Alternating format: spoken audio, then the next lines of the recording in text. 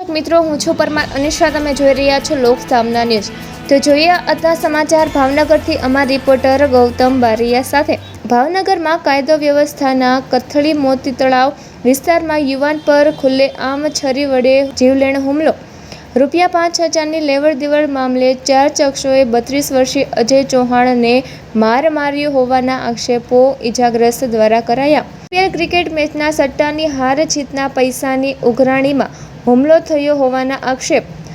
મોતી તળાવ શેરી નંબર 4 પાસે આવેલી મોબાઈલ દુકાન નજીક બની ઘટના સમગ્ર વિસ્તારમાં ચકચાર।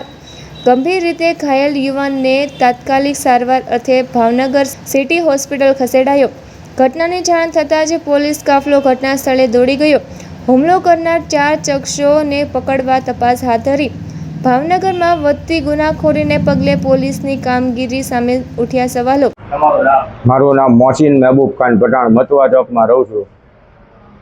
અમે બપોરે જમવા બેઠા હતા, એ સમયે એના નાના બાબલાએ આવીને બાયણાનો ઘા કર્યો।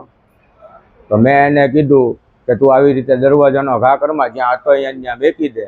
તો એ વ્યક્તિએ મને જેમ બોલવાનું ચાલુ કર્યું। પછી એના ફાધર બહાર નીકળ્યા અને એના ફાધરે સીધા મારા છોકરાને લાકડીથી માર્યો।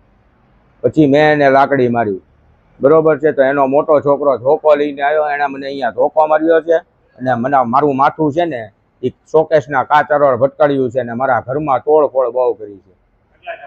3 જણા હતા એ લોકો, મોહસિન રફીકભાઈ સૈયદ, રફીકભાઈ છોટુભાઈ સૈયદ અને જરીનાબેન રફીકભાઈ સૈયદ।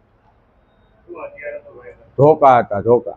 બસ આ જ રીતનું મેં કીધું એ પ્રમાણેનું કે બપોરે અમે જમવા બેઠા હતા ને એના નાના છોકરાએ દરવાજો ઉપાડીને અમારો જે ડેલામાં પડ્યો હતો એનો ઘા કરી। ફરી મળીશું એક નવા સમાચાર સાથે, ત્યાં સુધી જોતા રહો લોક સામના ન્યૂઝ।